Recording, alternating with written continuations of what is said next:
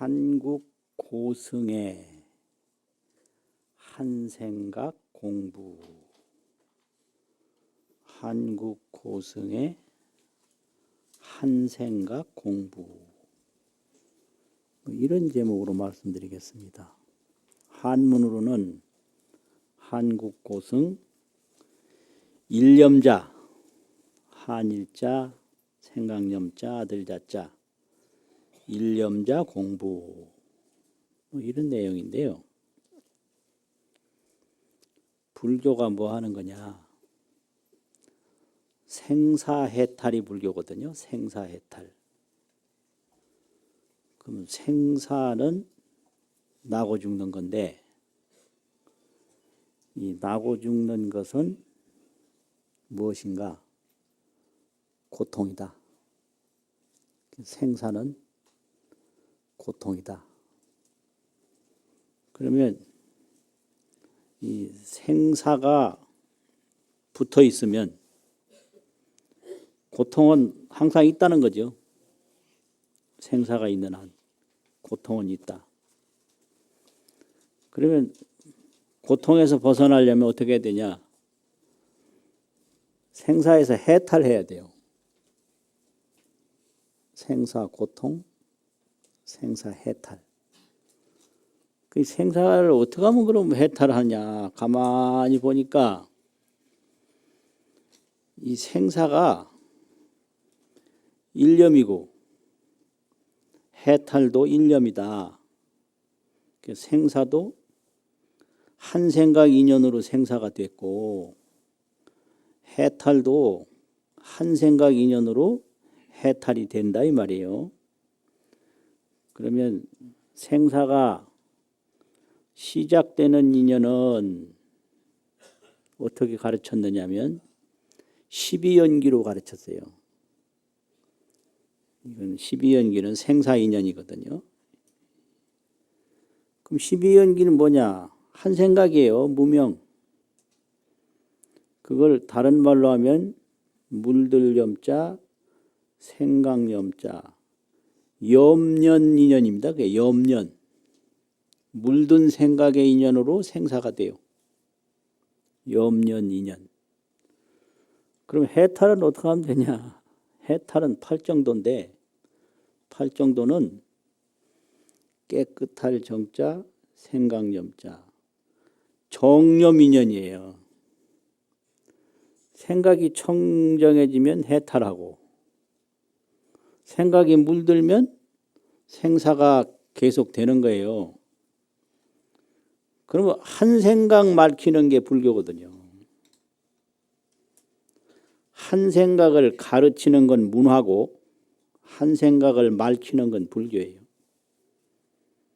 모든 인류의 역사는 한 생각으로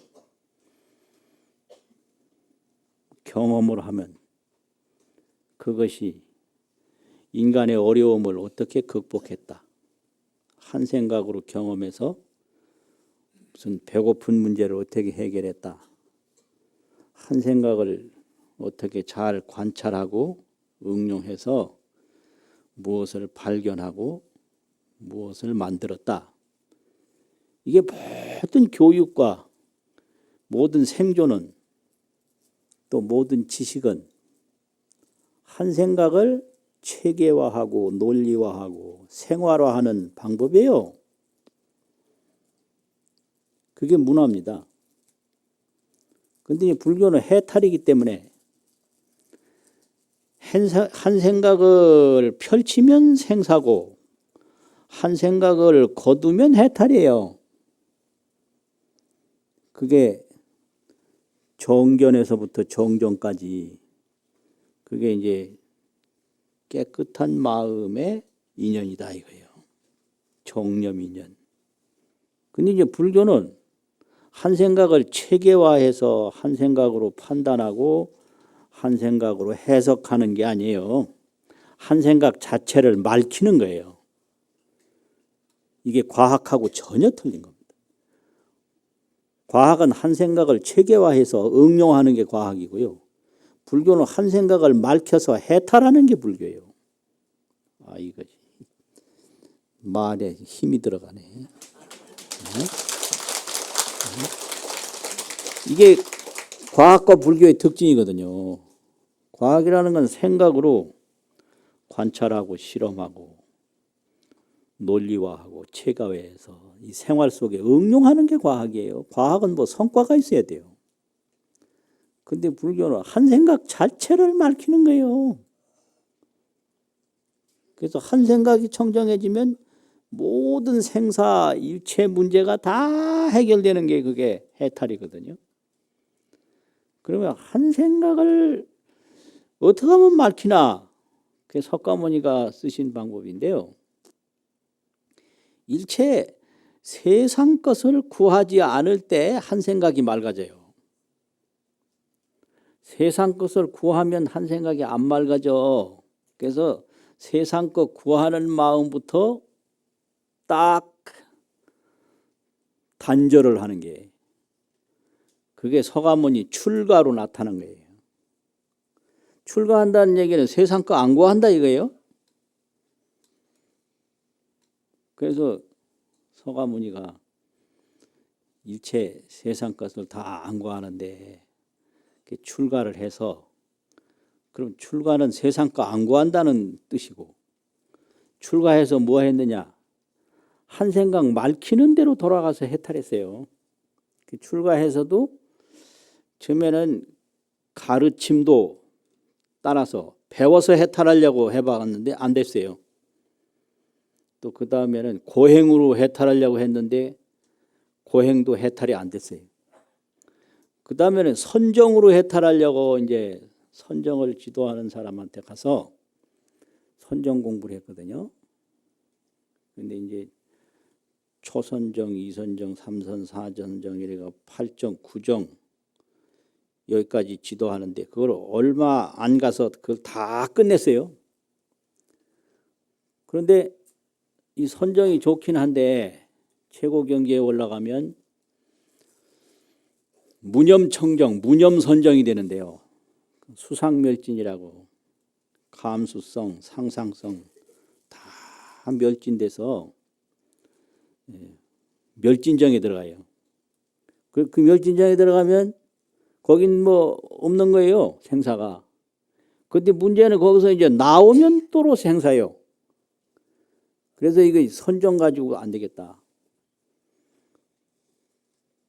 그래서 구차제정, 멸진정에 머무는 거 포기하고 다시 내려와서 제4선정, 사념청정, 이 불고불락의 마음에서 깊이 돌아보면서 밖의 것을 전혀 생각하지 않고 그대로 청정한 마음을 불고불락 괴롭지도 않고 즐겁지도 않은 마음을 계속 유지하니까 거기서 생지가 된 거예요. 지혜가 튀어나왔어요. 예. 이게 선정으로부터 종법, 생지, 지혜가 나왔다. 그러니까 거기서 뭘 느꼈냐? 아, 생사는 한 생각이나 이걸 느낀 거예요. 한 생각이 일어나면 생사고 한 생각이 맑아지면 해탈인데 해탈하고 보니까 한 생각뿐이다. 맑아진 것도 한 생각이고 물든 것도 한 생각이고 한 생각뿐이다 이거예요. 그리고 이거를 이제 불교는 어려운 말로 해탈지견이라고 그래요. 해탈한 상태로 알고 보는 거죠. 그러면 해탈이다 하면 해탈만 생각하는데 해탈을 누가 알아요? 해탈인 줄 누가 안단 말이요. 극락세계 그러면 극락세계만 생각하는데 극락세계인 줄 누가 아는 이가 있어요. 그게 아미타불이에요. 아미타불 없는 극락세계는 없습니다. 해탈 지견 없는 해탈은 없습니다. 또 연락오네. 해탈이다라는 걸 알고 보는 게 있어요. 그게 해탈 지견이에요. 어떤 나라가 있으면 그 나라라고 느끼는 국민이 있는 거예요. 국민 없는 나라는 없는 거예요. 그래서 해탈지견이 그걸 지혜라고 그러는데요. 지혜. 그러면 그 한 생각을 딱 거두어서 말키면 조용해지는 상태에서 잠을 잔다든지 다른 걸 구하면 또 물러가요. 조용해진 상태에서 딱 보기만 보고, 이게 관법이거든요. 일체 다른 생각은 일으키지도 않고 다른 건 구하지도 않고, 이게 딱 보는 상태에서 잠도 안 자고 다른 거 구하지도 않고, 그러면 얼마 안 가서 바로 지혜가 툭 튀어나오는 거예요. 지혜가. 그걸 깨달음이라고 하는 거예요. 그거를. 그러니까 눈 감는다, 이거 눈 잘못 감으면요 잠아요. 눈은 딱 뜨고 보는 것에, 보이는 것에 대해서 생각하지 않아요. 생각하지 않고 본다. 그거 잘 되시겠어요? 딱 눈으로 보는데 마음으로 생각 안 하면요 눈이 지가 혼자 생각 못 해요. 그러니까 딱 보되 마음으로 생각은 안 난다. 다른 견해를 안 일으킨다 이거죠. 다른 생각을 일으키는 게 문제지 눈으로 보는 게 문제가 절대 아니에요. 그 상태가 되면 얼마 안 가서 깨닫거든요. 근데 그게 안 돼가지고 안 되는 거예요. 그래서 생각이 맑아지면 깨달음인데 생각을 계속 일으키기 때문에 안 맑아진다. 아주 간단한 거거든요. 그래서 배워서도 안 됐고 고행으로도 안 됐고 선정으로도 안 됐는데, 선정 상태를 그렇게 보되 다른 생각 안 일으키고 보는 것이 역력하고 분명하니까 거기서 지혜가 나왔다. 그래서 생사해탈과 동시에 해탈지견을 얻었다 이거죠. 이게 아주 간단한 방법이에요. 그런 불교가 이제 우리나라에 왔습니다. 그런 불교가. 우리나라에 왔는데 우리나라에 전해진다고 그래서 한국에 불교가 있는 게 아니에요. 한국 자체에서 그렇게 서가모니처럼 하는 분들이 있었기 때문에 이게 한국 불교가 생긴 거거든요.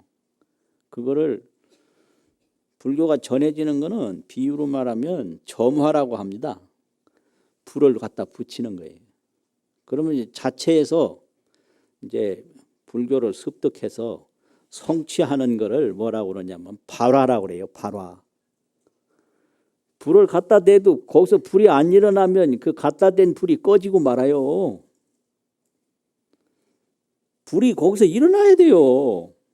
너 산에 갖다 불 붙이면요 거기서 발화 안 되면 꺼지고 말거든요. 그래서 이 한국 고승도 서가모니처럼 그렇게 닦아서 그렇게 이루었기 때문에 한국 불교가 된 거거든요. 그러면 우리나라 한국 고승들은 불교 한 생각 공부를 어떻게 했나?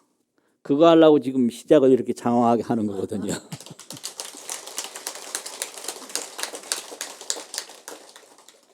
근데 불교가 우리나라에 전해지자마자 뭐 그 많은 고승들이 서가모니와 같이 했어요. 뭘 했냐면 첫째, 끊을 단자 세속이라는 속자 단속행을 한 거예요.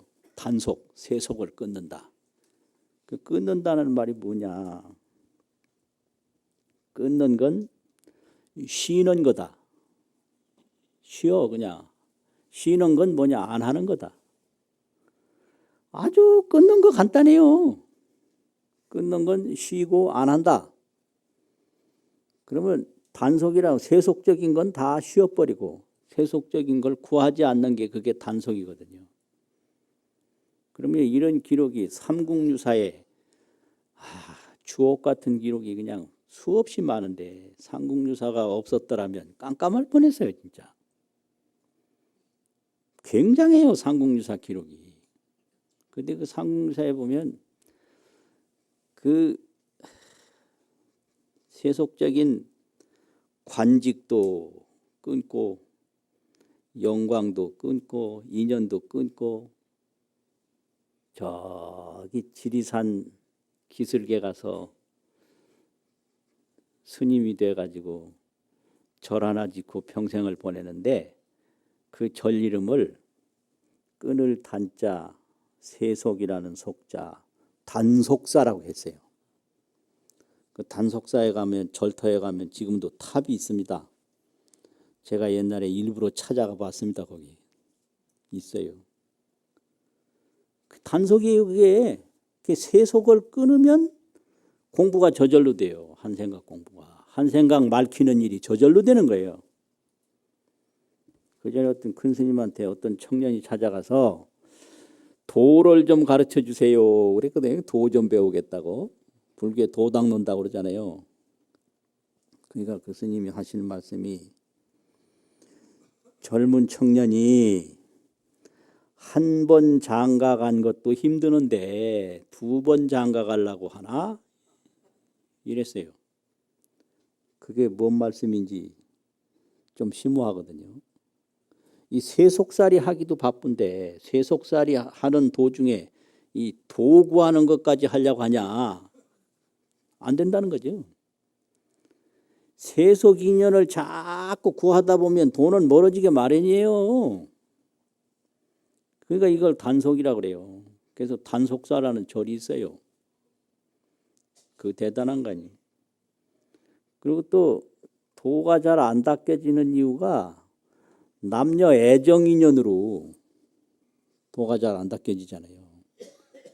그런데 낙산사에 전해지는 도신 스님의 기록을 보면 그 애정 인연을 완전히 끊어내는 그런 체험을 했어요.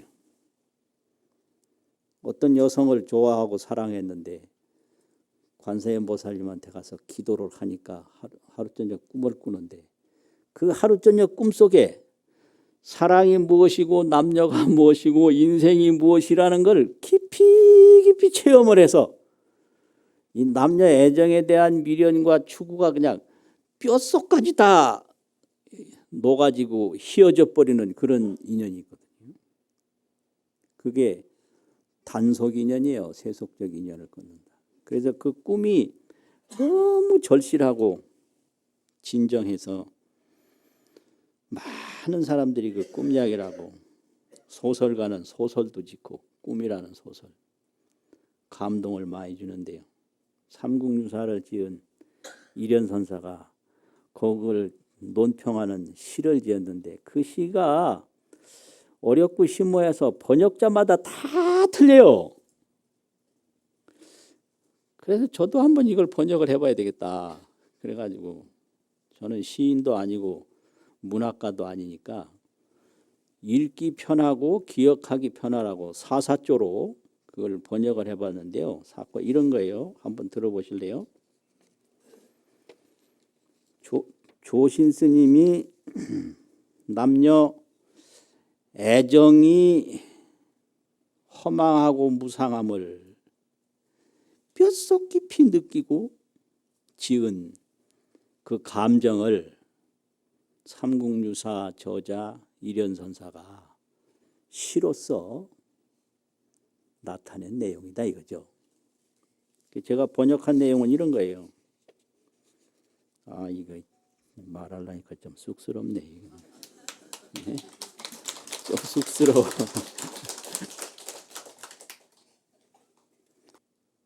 사랑이란 이런 것이다. 즐거웠던 한순간은 언젠가 사라졌고 걱정 근심 하는 속에 늙음이 다가왔네. 부귀영화 꿈을 꾸어 어디에 쓸 것인가. 한평생이 꿈인 줄을 이제야 알았노라. 느낌이 오세요? 네? 이게 이제 한시로 지은 건데 그 한시 지은 걸 이렇게 사사조로 애우기 좋게 번역을 해본 거예요.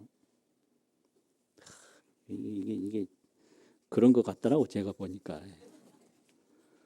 즐거웠던 한순간은 언젠가 사라졌고, 이게 사랑의 허망함이라는 거죠. 걱정 근심하는 속에 늙음이 다가왔네. 이게 사랑의 결과라는 거예요. 그러니까 이걸 가지고는 해탈이 안 된다는 거죠. 부귀영화 꿈을 꾸어. 그 인간이 꿈꾸는 건 항상 부귀영화잖아요. 어디에 쓸 것인가. 한평생이 꿈인 줄을 이제야 알았노라.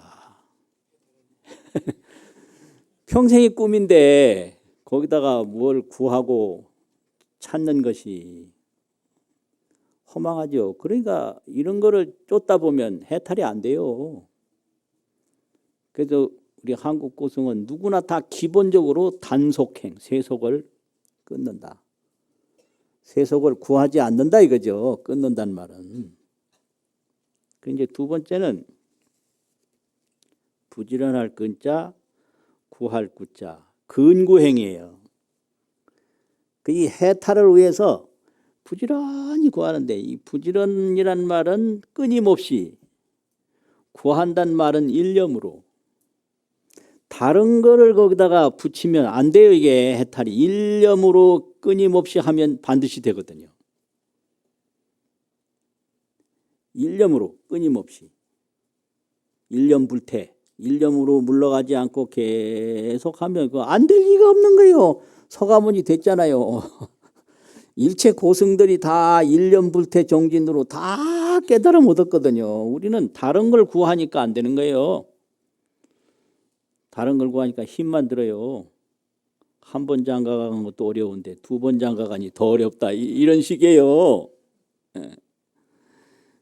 그 예를 이제 들면 삼국유사에 역시 있는 건데 박박이라고 하는 스님과 부득이라고 하는 스님이 이제 산중에 들어가서 이 세상이 허망하고 이게 다 인생이 무상함을 절실히 느끼고 두 사람이 산 하나를 이제 경계로 해서 양쪽에서 열심히 돌을 닦았는데 부득은 근구미륵하고 부득 스님은 부지런히 미륵불이 되기를 구해서 정진을 했어요.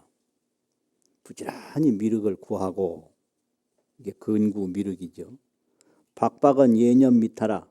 박박은 서방정토 아미타불을 예념 예배하고 생각하고 예배하고 생각하고 이렇게 했는데 3년이 채 안 됐어.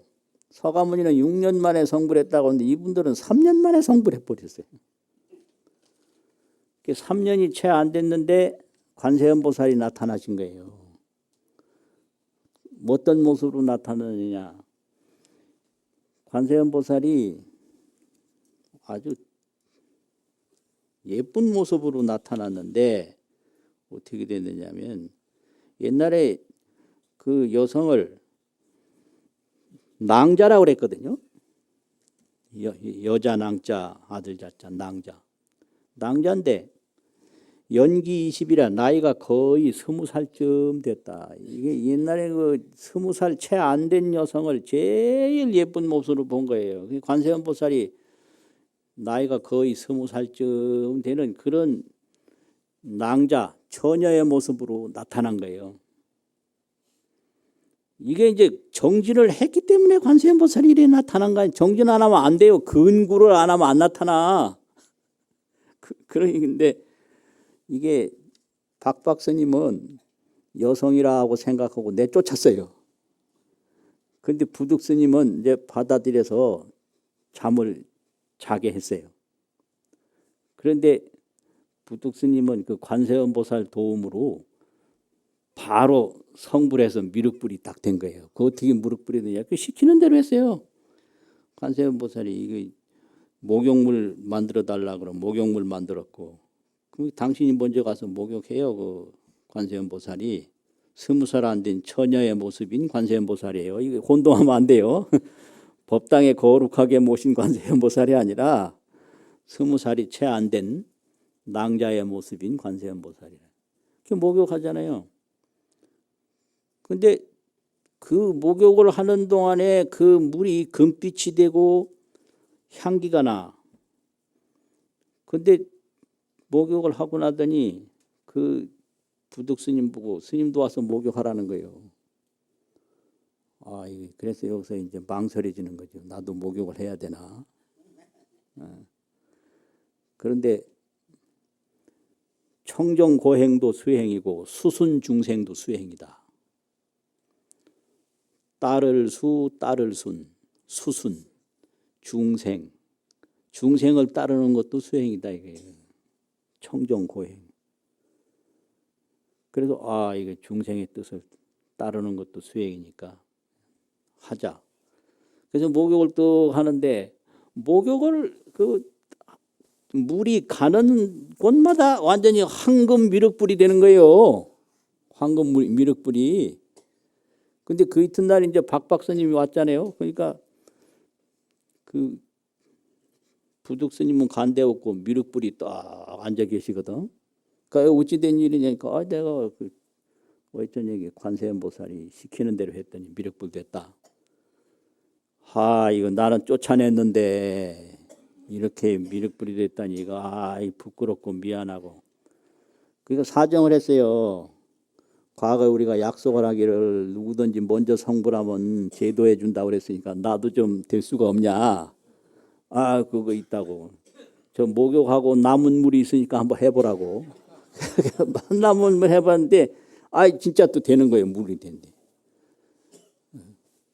그래서 두 분이 딱 해서 나중에 부처가 돼가지고 현신성도 미륵지전 거기 절을 지었는데 현신 나타난 몸 그대로 성도한 미륵지전이라 미륵의 법당이다. 또 현신성도 무량수전 현신성도에서 무량수전인데 그래서 법당에서 두 분을 모시는데 이 무량수전에 모신 그 아미타불상은 목욕물이 모자라서 좀 알록달록하게 되고 이제 완전히 황금불이 안 됐다. 이게 삼국유사에 나오거든요. 그러니까 여기서 이제 수행이라는 거는 청정 수행하고 수순 수행이 있는데 청정과 수순을 겸하는 수행이 부득 스님이고 박박 스님은 청정행은 닦았는데 수순행이 모자라서 온전하게 황금불이 안 되고 좀 알록달록하게 금빛이 안 나타난 곳이 있다. 이게 이제 삼국사에 있거든요. 이거는 뭘 의미하느냐면 세속을 끊는 것도 중요하지만 근구 부지런히 구하면 반드시 되거든요. 3년 만에 되잖아요. 3년도 채 못 돼서 이거 참 이게 안 되는 게 아니라 과학적으로 생각으로 되는 게 아니라 생각을 말키는 게 수행이거든요. 생각을 말키면 반드시 되는 거예요. 생각을 보태니까 안 되는 거예요. 이게 요렇게 똑 떨어지게 말하기가 쉽지 않아요. 네. 생각을 갖다 붙이면 안 돼요. 생각을 말키면 돼요. 이게 근구거든요. 그리고 의상스님 제자 중에 지혜지자, 통할 통자, 지통스님이라고 계세요. 그 지통스님이 태백산 어느 조만한 토굴에 가서 공부를 하는데 그때는 이제 의상스님 가르침을 따라서 화엄관을 닦았어요. 화엄이라는 것은 일중일체요, 또 일체즉일이요. 이게 법성원흉관이 화엄관이거든요. 법성원흉관. 일체가 곧 하나가 곧 일체인 거예요. 일체가 곧 하나인 거예요. 그러니까 화엄관이라는 이것도 하면 이게 온갖 세계인 거예요. 이게 일즉일체거든요. 또 일중일체요.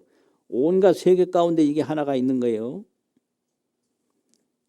일중 일즉, 이걸 중적이라고 그러거든요. 이게 화음이에요. 이게 원흉이고요. 그것도 이제 화음관을 닦는데, 하루는 앞에 그 토굴 앞에 큰 멧돼지가 지나가는 거예요. 그래서 그걸 보고 이제 예배 올리는, 예불 하는 나무로 조성한 부처님 상에 가서 절을 지극정성으로 하니까 그 나무로 조성된 부처님이 말씀을 하시는 거예요. 이게 또 이제 갚인 거죠. 이렇게 일념으로 끊임없이 계속하면 반드시 되는 거예요. 이렇게 안 되는 게 아니거든요. 그러니까 다른 걸 구하면서 일념으로 안 하든지 하다 말다 하든지 이러니까 안 되는 거예요. 이게 일념과 끊임없이 부단이면 되거든요. 끊임없이 하면. 또 이제 말을 하기를 뭐라고 말을 하느냐? 저 앞에 지나간 멧돼지는 너의 전생이고, 자기 그 목존상을 스스로 가리키면서 나는 너의 미래 불이다. 멧돼지는 너 과거 인연의 축생이고 나는 너 미래의 불이다. 이 말씀을 딱 듣고 삼세가 일찰나구나, 이걸 깨달은 거예요. 예. 나는 현재 지통이잖아요. 현재 나는 지통이고, 과거 나는 멧돼지고, 미래 나는 부처님이다 이거요. 그러니까 이게 삼세가 일찰나다. 이걸 딱 깨닫고 이제 스승이신 의상 스님을 찾아가서 이야기를 하니까 이게 법담을 그릇이 된다 이래가지고 그 법성원용무이상 법계도인을 딱 주면서 지도를 해서, 의상 스님 제자 중에 아주 큰 스님이에요. 지통, 지혜지자 통할 통자 지통. 이런 게 전부 근구거든요. 근구. 부지런히 구한단 말이에요. 이 단속과 근구가 이루어지면 반드시 되는 거죠. 부지런히 안 구하니까 안 되고, 세속을 끊지 않고 이것저것 여러 가지 구하니까 안 되고. 그러면 또 하나는 뭐냐? 보은행이 있어요. 보은. 인연을 갚는 거. 이게 또 고승들이 다 했던 거예요. 그 신라 시대는 좀 재밌는 게 있어요. 김씨라는 그 김하고 현대라고 하는 나타날 현자, 김현이라고 하는 신라의 청년이 있었는데, 그분이 이제 신라 절에서 탑돌이를 하는데, 늦게까지 탑돌이를 하는데, 한밤중까지.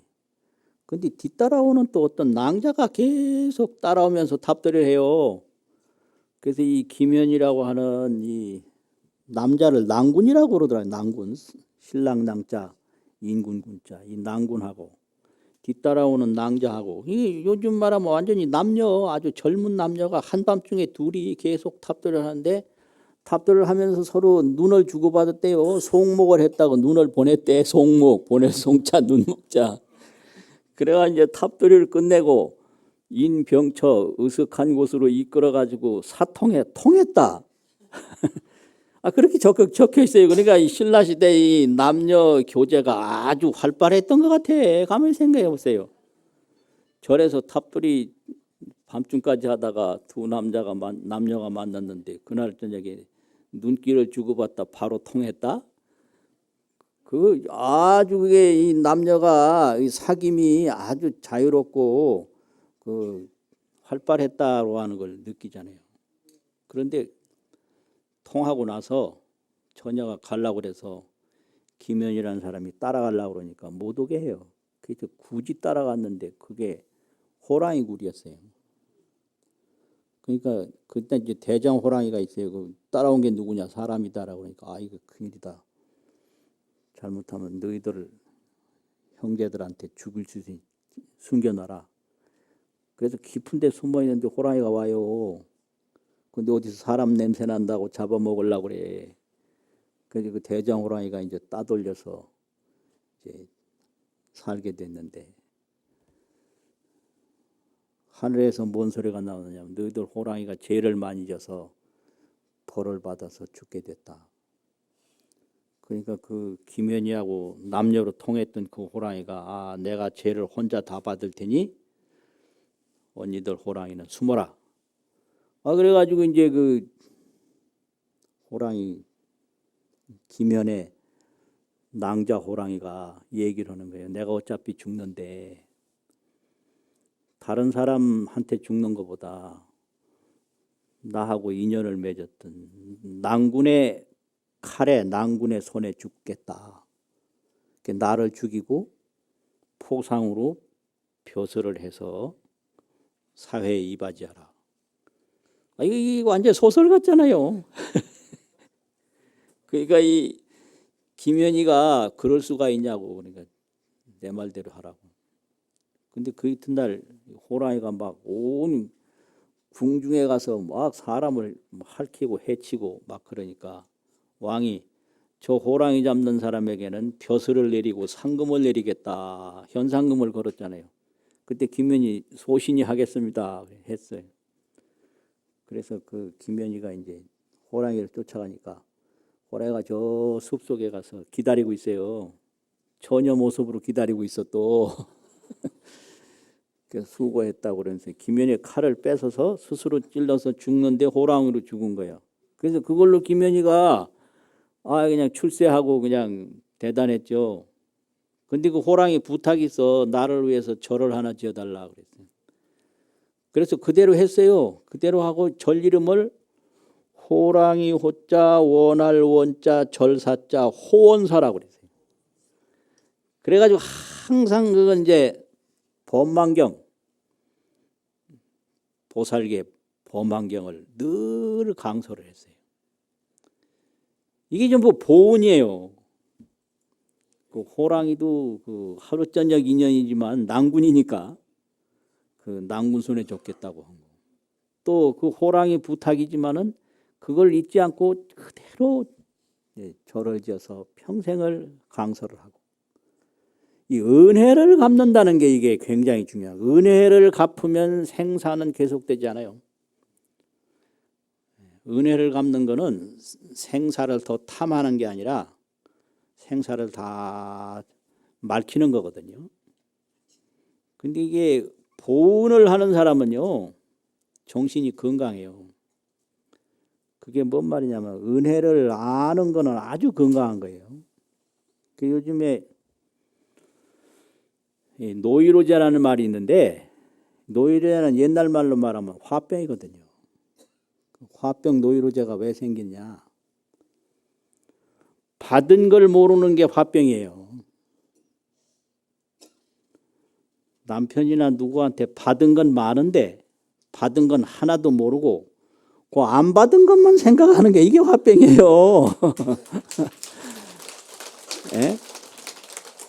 받은 거가 천이고 만이고 있는데 그 안 받은 거 그것만 찾아서 화를 내는 게 이게 화병이고 그게 노이로제거든요. 그럼 스트레스는 뭐냐? 그것도 화병인데 역시 이루어 놓은 건 많은데 안 이루어진 것만 생각해서 계속 더 이루려고 하는 게 그게 스트레스예요. 더 받으려고 하는 게 스트레스다. 더 이루려고 하는 게 스트레스다. 이게 전부 은혜를 알아서 은혜를 갚는 행위가 부족한 데서 나오는 거거든요.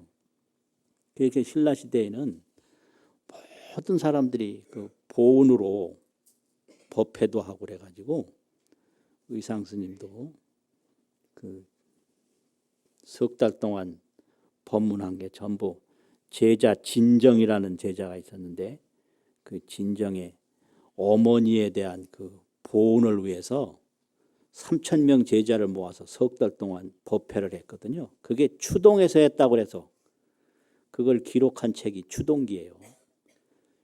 이게 전부 보온입니다. 그러니까 우리나라 큰 스님들은 전부 이렇게 누구나 할 것 없이 단속행, 세속인연을 더 구하지 않는, 세속인연을 끊는 단속행. 두 번째는 이 불법을 구했다 안 구했다 이것도 구하고 저것도 구하는 게 아니라 아주 일념으로 부지런히 구하는 근구행. 그리고 은혜를 알아서 은혜를 다 깊이 감는 보은행. 이런 바탕 위에서 다 한마음 공부를 한 거거든요. 우리도 그렇게 하면 틀림없이 옳은 불자가 돼요. 마치겠습니다. 오늘 법문은 자장 스님의 한생각 공부, 자장 스님의 한생각 공부, 이런 제목으로 말씀드리겠습니다. 지난번에서부터 한국고승의 한생각 공부 이렇게 하는데요. 오늘 두 번째거든요. 그러면 이제 한문으로는 자장법사 일념자 공부, 자장법사 일념자 공부, 이게 한자 제목이고요. 우리말로는 자장스님의 한생각 공부, 이런 내용입니다. 자장스님의 이름을 제가 60년대 후반에 통도사 강원에서 사찰 안내하면서 처음 듣고 또 안내도 하고 한 기억이 나는데요. 우선 명칭이 그때 통도사에서 자장 스님을 이야기할 때는 율사라고 그랬어요. 자장 율사라고. 근데 그 후에 자장 스님에 대해서 삼국유사를 보고 검토를 해보니까 율사라고 하면 맞질 않아요. 왜 그러냐면 삼국유사에서 자장을 설명하는 그 평전이 있는데 그 평전이 자장 정률이에요. 자장이 율을 정립했다. 정률. 그리고 내용을 기술하면서 쓴 이름은 전부 법사예요. 업적이 정률이라는 업적이 하나 있을 뿐이지 호칭은 전부 법사라고 했더라. 그래서 그 자장 스님이 율만 전문적으로 한 게 아니다. 그래서 이제 법사가 맞다. 그래가지고 그 후부터는 호칭을 자장율사라고 안 하고 자장법사라고 합니다. 삼국유사에도 자장율사라고 기록된 데가 없고 전부 법사로 기록됐고요. 불교 교율을 정립했다. 정률이라고 하는 것은 평전 항목이지 호칭이 아니거든요. 그렇게 됐고요. 그러면 이제 자장 스님을 이야기하든 누구를 이야기하든 우리 인문학계에서는 지난 분들을 이야기할 때 주로 인물사를 얘기를 해요. 어떤 인물이 뭘 하고 뭘 했다. 그 다음에 사상사거든요. 어떤 주장을 했다. 그 다음은 사회사예요. 그 사회적 배경은 뭐다. 이런 것이 보통 그 과거 고인에 대해서 살펴보는 방식입니다. 인물사, 사상사, 사회사. 그런데 제가 말씀드리는 건 그거하고는 아무 상관이 없어요. 자장 스님이 한생각 공부, 마음 공부를 어떻게 했는가. 그게 제가 말씀드리고자 한 내용이에요. 자장 스님은 마음 공부를 어떻게 했나 이거거든요. 그러면 자장 스님이 마음 공부를 하게 되는 거는 어떤 학습된 내용이 있을 텐데 자장 스님은 무슨 경전을 가지고 무슨 공부를 했을까? 그게 상당히 중요해요. 그런데 자장 스님의 그 한평생 기록을 보면 화엄경을 강의를 했다. 대승론을 강의했다. 이런 게 나와요. 그래서 대승론하고 화엄경을 강의하셨다고 하면 자장 스님이 보신 화엄경은 60화엄경이거든요. 60화엄경이 구마라집 당시에 불타발타라라고 하는 3장이 있는데 420년경에 번역을 돼 있거든요. 그럼 자장 스님이 활동하던 시대가 선덕왕 시대인데 선덕왕이 한 16년 정도 제후에 있었거든요. 그럼 그 당시에 아주 자장 스님이 활동하던 시대예요. 그래서 완전한 그 절대연대로 보이는 게 636년이거든요. 그 전후는 몰라요. 636년 이전에 언제 태어나셨는지 636년 이후에 언제 열반에 드셨는지는 모르는데 절대연대가 보이는 게 636년이고 그 활동을 했던 때가 선덕왕 때다. 그래요. 그래서 통도사 안내할 때 항상 다란이처럼 외우는 게 선덕왕 15년 통도사를 창건했다고 이래 했거든요. 그럼 646년이에요. 선덕왕 15년이면 막 그냥 그 외우던 거예요. 네. 그러면 자장 스님이 평생에 믿었던 건 뭘까? 화엄경을 강의를 하셨으니까 화엄경을 믿으셨겠죠. 그래서 화엄경을 보면 화엄경 60화엄경인데요. 역시 야마천궁 보살 설계품에 그런 개성이 있어요. 마음을 얘기했는데 심여 공화사 마음은 이 공장이라는 공자 그림 화자 스승사자 이 공이라는 거 만든단 말이거든요. 그림을 만드는 사람과 같다. 그림 만드는 사람이 뭐예요? 그림 그리는 사람이잖아요. 마음을 그림 그리는 사람에다가 비유한 거예요. 그럼 그림 그리는 사람이 온갖 그림을 다 그릴 수 있는 거예요. 산도 그릴 수 있고 사람도 그릴 수 있고 귀신도 그릴 수 있고 극락도 그릴 수 있고 지옥도 그릴 수 있고 그림 그리는 사람이 그림으로 못 그릴 게 없는 거죠. 마음이 그와 같다는 거예요. 심여 공화사. 그다음에 화 종종 오음이라. 오음은 우리 오온 색수상이 우리 몸을 말하고 중생을 말하는 거거든요. 그 마음이 종종 오음, 종종 중생을 다 그려낸다. 그려낸다. 마음이 모든 중생을 다 만들어낸다 이 소리예요. 중생이라는 게 마음이 만들어낸 작품이에요. 마음 작품이다. 중생이라는 게 화가가 그려낸 그림과 같다 이거죠. 화가는 마음이요. 그림은 그 마음의 업으로 만들어낸 현상이다.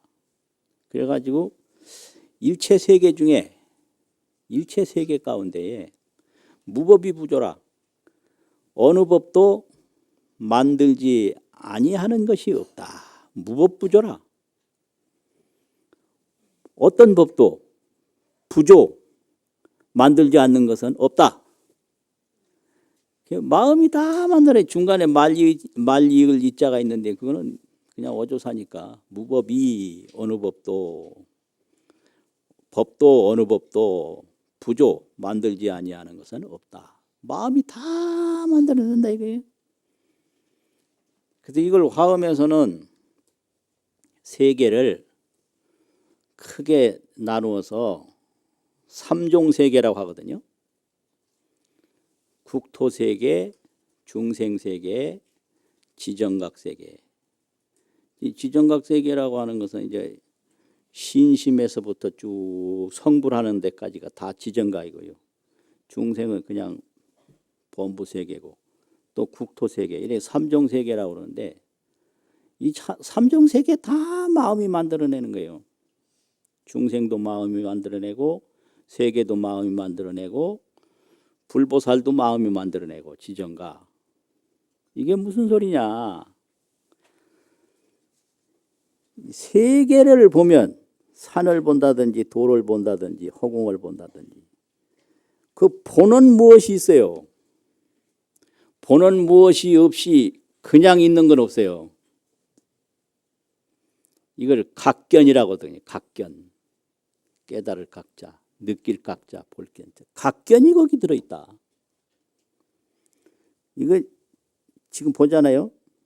그럼 이게 세계인데 이게 그냥 있는 게 아니라 이걸 느끼고 보는 놈이 있는 거예요. 이게 각견이에요. 어둠이 있을 때도 어둠을 느끼고 보는 각견이 있어요.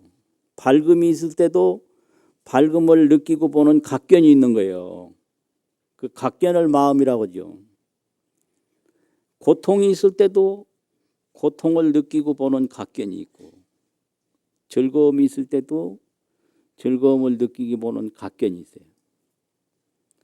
천지만물이 열애를 볼 때도 열애를 느끼고 보는 각견이 있다. 지옥을 볼 때도 그냥 지옥이 아니에요. 지옥을 느끼는 게 있는 거예요. 그러니까 좋은 느낌을 대상으로 쫓아가면 범부가 되고 윤회가 되는 건데요. 그 각견을 알아서 이 보이고 들리는데 자제하면 그 열애가 되는 거예요.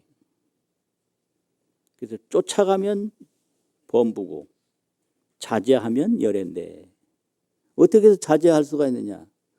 보이고 들리는데 그 따라가면 속박이 되는 거예요. 그런데 뭐를 보든지 마음이 보는 거니까 보이는 대상에 쫓아가는 게 아니라 그 보는 주체가 돼가지고 보여지는 대상에 자유자재하면 그만이거든요.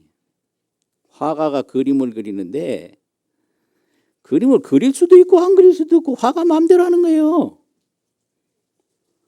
근데 자기가 그려놓고 이 그림은 좋다고 막 좋아하고 이 그림은 싫다고 막 싫어하고 그러면 자기 그림에 자기가 빠지는 거예요. 중생이 자기가 보는 각견에 자기가 속고 자기가 빠져서 헤맨다. 그걸 중생이라고 그래요. 그래서 그 각견에 자성으로 돌아가는 게 그게 깨달음이거든요. 각견에 쫓아가는 게 그게 미혹이고 범부고. 그게 자장 스님이 공부했던 경이 이런 경이에요. 그래서 이 마음이라고 하는 것은 중생도 만들어내지만 열애도 만들어낸다. 보살도 만들어낸다. 선도 만들어낸다. 악도 만들어낸다. 그게 항상 이 불교 공부하는 사람들이 중생 속에 부처가 다 있다. 이제 이렇게 이야기를 하니까 거기서 제일 의심나는 게 그 악한 사람이 그렇게 많은데 그 악한 사람 속에 부처가 있다면 그렇게 악할 리가 없다고 쓸데없는 소리 하지 말라고 막 이래요. 그런 생각 드는 게 사실이거든요. 그런데 이게 마음은 거울과 같은데 거울이라는 게 뭘 갖다 비춰도 다 비춰지지 이건 비춰지고 저건 안 비춰지고 그런 게 없어요. 그래서 마음이 업을 지으면 지옥업을 지으면 그대로 지옥이 나타나는 거예요. 마음이 극락업을 지으면 극락 그대로 나타나고 그러니까 악할 수도 있는 게 마음이고 착할 수도 있는 게 마음이지. 요게 한쪽으로만 딱 치우치면 밝은 것만 있고 어두운 게 없다. 그게 아니에요. 이 마음이라는 것은 화가가 그 그림 그리듯이 화가와 같고 보이고 느끼는 것은 그림과 같아서 그림 그리는 사람이 못 그리는 게 없듯이 이 마음이라는 것은 업에 따라서 못 해내는 일이 없다 이게요. 그래서 그 병난 사람이 건강하죠. 병 없는 사람 골라서 건강 찾으면 안 되고, 병 많은 사람이 그대로 건강할 수 있는 거고요. 미혹한 사람이 그냥 깨달을 수 있는 거거든요. 그러니까 막 엉뚱한 소리하고 막 그래도 그거 탓하지 말아요. 옳게 깨달으면 다 되는 거예요. 그래서 이 자장 스님이 공부한 화엄경은 쉽게 말해서 그런 거예요. 어떤 얘기냐 그러면, 번뇌망상에 사로잡히면 육도 범부가 되는 거예요. 번뇌망상이 없으면 육도 범부가 안 돼요. 그러면 육도 범부가 뭐냐? 지옥, 아기, 축생, 인간, 천상, 아수라, 이게 육도거든요. 육도가 그냥 나온 게 아니라 번뇌망상에 의해서 육도가 나오는 거다. 그 번뇌망상도 다 마음에 의해서 일어나는 거잖아요. 바다로 말하면 파도와 같은 게 번뇌망상이거든요. 바닷물이 없으면 파도도 없잖아요. 이게 이제 늘 가르치는 불교학 서술 방식이거든요. 그 다음에 신심정각에 신심으로 바르게 깨달아 나가는 가운데 유구의로 성만한다. 6가지 지위가 있는데요. 정각이 그게 성불인데, 정각을 일으키려면 먼저 신심에서부터 출발하거든요. 믿는 마음. 신심이 없으면 정각이고 뭐고 안 되는 거예요. 안 되는 거예요. 그러니까 신심으로 정각을 하는데, 출발한 것도 신심도 마음이고 정각도 마음이라, 그래서 그 신심으로 정각을 하는데, 여설육자 지의 의자 유구의로 정각을 원만하게 이룬다. 이게 이룰 성자, 만족할 망자, 성만이라고 그래요. 각이 원만하면 그걸 각만이라고 그러거든요. 각만. 깨달을 각자, 가득할 만자, 각만. 그럼 유구의가 뭐냐? 이게 전부 행인데, 이걸 전부 실천하는 건데, 첫 번째는 신행, 믿을 신자 신행. 두 번째는 십주인데, 십주는 이해할 해자 해행이에요. 해행. 그 다음에 이제 세 번째는 실천할 행자 행행, 해행. 그 다음에 이제 네 번째는 자기가 이룬 것을 다 해양하는 향행. 그 다음에 이제 다섯 번째는 보살이 하나하나 깨달아가는 정행. 그 다음에 이제 십지 정행이 다 원만히 이루어지면 각만, 각이 가득한 성불이 되는 거예요. 그래서 이거를 쉽게 말할 때, 따분하네 이거 자꾸 얘기하네. 따분해요. 신해, 행향, 지, 각, 이렇게 되는 거예요. 신해, 행향, 십행. 그러니까 십신, 십주. 이 십주를 이해하는 해라고 하거든요. 또 십행, 십해양, 십지, 묘각. 묘각이 이게 이제 불의거든요. 불의. 그래서 신의서부터 이제 십주의, 십행의, 십해양의, 보살 십지의, 불의. 이게 이제 불의인데 6가지잖아요. 이게 화엄경이거든요. 그럼 이게 다 뭐냐? 이 정각 유구의도 전부 마음인 거예요. 또 범부 육도도 다 마음인 거예요. 그러니까 한 마음이 미혹하면 육도 범부가 되는 거고, 한 마음이 바로 믿고 깨달으면 그게 정각 성불이 되는 건데 한 마음에서 전부 나왔다 이거지. 이걸 가르치는 게 불교예요. 그러니까 자장 스님이 공부했던 건 이런 불교다. 그래서 인문학적 문헌불교학이 아니라 실천학적 불학 불교학이다 이거예요. 그래서 심조재중생, 심조재열애. 마음이 모든 중생을 만들고요. 마음이 모든 열애를 만드는 거예요. 일체유심조 이거는 80화엄경이고 60화엄경에서는 심조재열애. 마음이 모든 열애를 만든다. 또 그 앞에 심조재중생, 무법부조, 국토세간도 국토를 각견하는 마음이 있고 지정각도 지정각을 이루어가는 마음이 있고 일체중생 미혹도 미혹업에 빠지는 마음이 있어요. 이거를 깨닫는 게 불교거든요. 나머지는 전부 그림 한 점 그리는데 불과한 거예요. 화가만 있으면 됐지. 그림 그게 아무것도 아닌 거거든요. 그러니까 뭘 한다. 평생 동안에 한다 그러면 화가가 그림 한 점 그린 거에 불과한 거예요.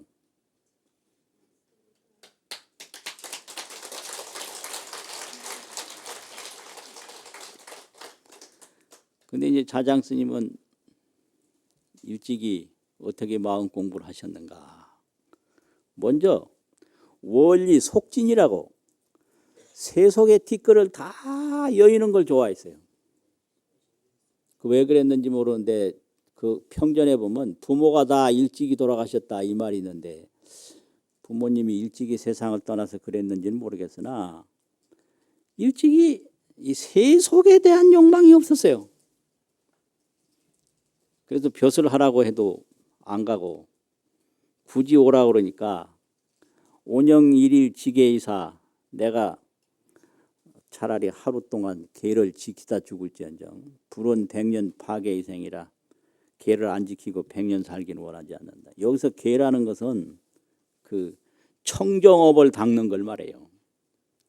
세속업에 빠지는 것을 개 안 지키는 걸로 보고 청정업을 닦는 것을 이제 개를 지킨다고 하는 거예요.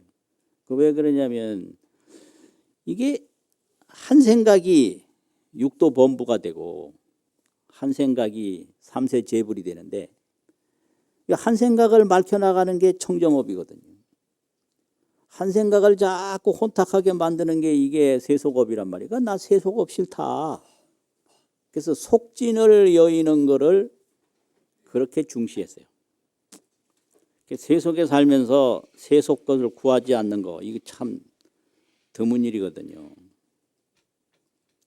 아주 감동이 돼요. 그 세속 거 구하다가 도 못 닦는다고. 세속 걸 구하면요 화가가 그림 그리다 죽는 거예요. 그림은 그려지는데 화가는 늙어 죽어. 기러기가 하늘 날다가 떨어져 죽어요. 왜 하늘 나느냐? 기러기가 많이 볼 때 하늘이 끝이 있는 것 같거든. 조기만 가면 이제 하늘 끝날 거다. 조기 가면 끝날 거다. 하늘은 끝이 없고 기러기는 피곤해서 죽어요. 그게 인생이에요. 인생이란 그림 그리다가 지쳐 죽는 화가와 같고 하늘 끝 보려고 날다가 떨어져 죽는 기러기와 같다. 그 자장스님이 이걸 안 거지. 세속 것은 구해도 허망한 것뿐이고 만족할 수가 없다. 그래서 이제 세속을 멀리 여의는 거요. 원리 속진이요. 세속의 뒷걸을 멀리 여인다.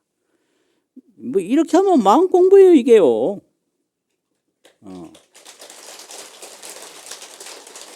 마음 공부라는 게 앉아서 눈 감는 것만 마음 공부가 아니고 이렇게 세속을 멀리 여의면 이게 마음 공부예요.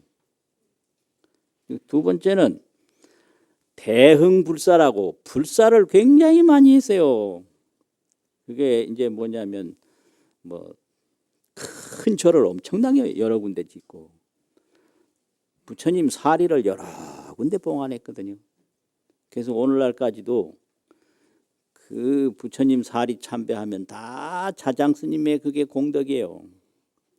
그래서 자장 스님의 그 여러 군데 대차례 탑으로도 모셨지만은 보궁이라고 그냥 탑 형태 없이 모신 걸 정멸보궁이라고 하거든요. 정멸보탑. 정멸보탑. 정멸보궁으로 모신 데도 많은데 그 이제 크게 보면 고산 심곡에 높은 산 깊은 골짜기에 정멸보궁 사리보탑을 세운 데가 많아요. 지금 저 강원도 쪽에가 단북 고산 심곡 정멸보궁이거든요. 그런데 지금 통도사는 고산 심곡이 아니에요. 평지가람이에요. 평지가람 정멸보궁인데 통도사는 그냥 보궁만이 아니라 불사리탑이고 금강계단이에요. 탑과 계단이 겸해진 정멸보궁이에요. 금강계라는 것은 금강계는 열의 계를 금강계라고 그래요. 부처님이 성불해 보니까 전부 금강이더라 이거예요. 그게 금강계단이에요. 그것도 반야가 금강인데 반야는 부처님의 어머니거든요. 불모. 그래서 통도사 같은 경우에는 고산심곡 정멸보궁이 아니라 평지가람이에요. 그런데 정멸보궁이에요. 근데 그냥 정멸보궁이 아니라 불사리탑.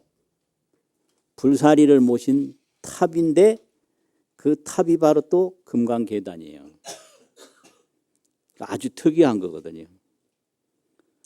그래서 곳곳에 이렇게 불사를 했어요. 이게 대흥불사예요. 절을 짓고 탑을 세우고. 그 다음에 자장 스님은 마음 공부를 어떻게 했냐. 이렇게 불사를 통해서도 마음 공부를 하고 친견문수. 문수보살을 친견하는 정진을 평생 했어요.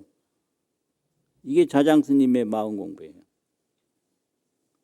속진을 멀리 여의는 걸로 한 생각 공부를 하고 불사를 크게 일으키는 걸로 한 생각 공부를 하고 또 문수보살을 친견하는 걸로 한 생각 공부를 했다. 그 문수보살을 어떻게 친견했는가? 처음에 이제 문수보살 친견은 석상문수, 돌로 조성해서 모신 문수보살 앞에 가서 예경하고 기도했죠. 축원하고. 이게 석상문수를 처음에 가서 친견한 거예요. 그런데 몽견문수, 꿈에 문수를 봤어요. 근데 문수인 줄 몰랐어요. 그래서 어떻게 알았냐? 꿈에 무슨 불경을 말씀해 주는데 누가 와서 그 뭔 말인지 전혀 몰랐어. 근데 어느 분이 낮에 와서 그걸 해석해 줘. 해석을 해주고 또 그분이 부처님 사리를 많이 주고 경전을 주고 여러 가지 그 부처님이 쓰던 도구를 주고 가요. 근데 그분이 뭔 분인지 몰랐어. 그런데 나중에 어느 강가에 저수지가에서 용신으로 나타났는데 그 용신이 말을 하기를 그 여러 가지 가르쳐주고 전해주고 간 분이 문수다 이렇게 얘기를 하는 거예요. 근데 그 용신이 누군 줄 몰라. 나중에 보니 그 용신이 또 문수요. 공부가 이렇게 되는 거예요. 이런 거예요. 용신이 문수라. 그래서 그런 줄 알고. 그런데 그 용신이 문수인 줄을 그 당시에는 몰랐죠 또. 그럼 뭔 말 하냐. 자기한테 와서 계속 가르쳐주고 뭐 부처님 사리 주고 여러 가지 가사 주고 간 분이 문수라는 것까지만 가르쳐줘. 그 내가 문수다 말 안 해요. 근데 이제 돌아와서 자장 스님이 태어난 집이 있는데 그 집을 절을 지었었거든요. 절로 만들었었거든. 그 절 이름이 근원원자 편안할 영자 원영사인데 그 원영사를 이제 중국에서 돌아와서 크게 고쳐 짓고 거기서 화엄경 강설을 했는데 그 원영사에 누가 왔냐면 그 중국에서 와서 그 뭘 가르쳐주고 많이 전해준 그분을 만난 거예요. 그래서 이제 여기서 이제 그분이 문수라고 누가 가르쳐 줬었기 때문에 이제 문수 주는 건 알았죠. 알았어. 그런데 얼마 있다가 그냥 가요. 그러면서 뭐라고 하냐면 여기 무슨 갈반지에서 뭐 만나자. 예? 칡갈자 설일반자. 칡이 서려 있는 곳에 태백산 갈반지. 거기서 다시 만나자 그래요. 그래서 이제 또 다시 만나려고 태백산 내 가보니까 칡 서려 있는 건 안 보이고 큰 구렁이가 서려 있는 데가 있어서 여긴갑다 해가지고 그런데 지금 태백산 정암사 터라고 그래요. 거기서 이제 문수보살을 이제 만나려고 그러는데 얼마 있다가 이제 누가 온 거예요. 어디서나 볼 수 있는 거린. 어디서나 볼 수 있는 거예요. 이게 아주 중요한 거예요. 예. 그 신라 시대 때도 뭐다 농경사회라는 게 가난할 수밖에 없잖아요. 농경사회가 왜 가난하냐? 농경사회라고 하는 것은 자연의 피해를 하나도 안 주고 자연이 주는 이자만 가지고 사는 게 농경사회예요. 이자로만 살아요. 자연이 주는. 그 뭐 지하수를 판다든지 무슨 석탄을 판다든지 이건 나쁜 짓이거든요. 지가 파면 나중 사람들은 못 쓰잖아. 그러니까 이게 재앙이 오는 거예요. 근데 옛날에는 선조들이 그냥 나무에서 열매 주면 그것만 먹고 이파리 주면 그것만 먹고 이자로만 살았어요. 원금은 전혀 안 건드렸거든요. 예? 근데 이 과학 문명이 막 발달하면서 온갖 도구를 동원해서 그 원금을 막 건드려서 그냥 다 까먹는 세상이거든 지금. 이 기가 막히게 우리가 잘못 살고 있는 거예요. 기가 막히게 잘못 살고 있는 거거든. 다 가난하지. 그러니까 가난한 사람 놀려 있는 거예요. 이자만 가지고 살라니까 그렇죠. 그래 뭐 그렇게 어디서나 볼 수 있는 사람. 또 뭘 손에 들었는데 그게 무슨 뭐 삼태기 같은 거 어디서나 볼 수 있는 도구. 그 안에 뭐가 있는데 또 뭐 어디서나 볼 수 있는 뭐 죽은 동물이에요. 강아지 이런 거요. 이런 거 들고 와서 자장 만나자고 그러니까 그 시자가 그거 문수인 줄 어떻게 알겠어요?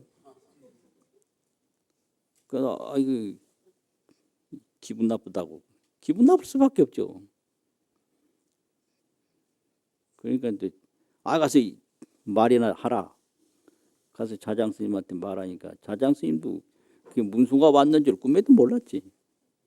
그래서 뭐 안 만났어요. 그래서 뭐 안 만난다고 한다. 그러니까 이제 가잖아요. 가는데 확 변하더라. 그걸 삼태기에 있는 죽은 강아지 터니까 금사자가 되더라. 근데 그 노인이 그냥 금사자를 타고 갔다. 그래서 이제 그 말을 하니까 자장 스님이 쫓아갔잖아요. 그러니까 능선에 올라가 봐도 온데간데 없잖아요. 근데 거기서 몸을 버려서 생을 마쳤다. 이게 자장 스님 마음 공부거든요. 그러면 이제 이게 뭐냐? 화엄경 그 열의 광명각품이라는 데가 있는데요. 자장 스님이 이거를 틀림없이 보셨을 것 같아요. 열의 광명각품이라는 데 60화엄경 불석 신수명하고, 불석이라는 건 아끼지 않는다 이 말이거든요. 신수명이라는 몸 수명을 아끼지 않고, 상호 제불법하면 항상 모든 불법을 옹호하며, 상호 제불법하야 항상 모든 불법을 옹호해서 구족 행인욕하면, 구족히 모자람이 없이 인욕을 실행하면, 행인욕하면 피득 열애법이라 저는 열애법을 얻는다. 이런 그 강명각품 60화엄 개송이 있어요. 그러니까 문수보살을 친견하는데 마지막에는 온몸을 다 던져서 문수보살을 친견하는 수행을 보인 것이 자장스님의 마음 공부다. 그런데 그 문수보살이 그렇게 나타나는 것 자체가 자장스님의 그 마음 공부가 아주 깊어졌다는 거예요. 나타나는 것 자체가. 그런데 그냥 뭐 앉아서 이야기하는 그런 게 아니라 문수보살이 참모습을 보이니까 자장스님도 참모습으로 가는 행을 마지막에 보인 것이다. 이게 자장스님의 친견 문수를 친견하는 거다 이거죠. 그러면 문수는 뭐냐? 문수라고 하는 거는요, 반야예요. 반야가 문수예요. 그래서 반야를 불모라고 그래요. 부처님의 어머니. 문수를 불사라고 그래요. 부처님의 스승. 문수는 불사요. 부처님의 스승이요. 반야는 불모라. 반야는 부처님의 어머니다. 그러면 이 반야 문수가 뭐 하는 거냐? 실상 반야가 진실상 그대로의 지혜가 묘덕으로 현신한다. 묘한 덕으로 몸을 나타내는 것이 시의 문수다. 이것이 문수다. 그러니까 여러 가지 모습으로 나타났지만 이게 전부가 다 반야 실상이거든요. 그럼 이제 자장은 여러 군데에서 친견하고 이제 나중에 온몸을 다 버려서 반야 실상 문수보살과 딱 만난 거예요.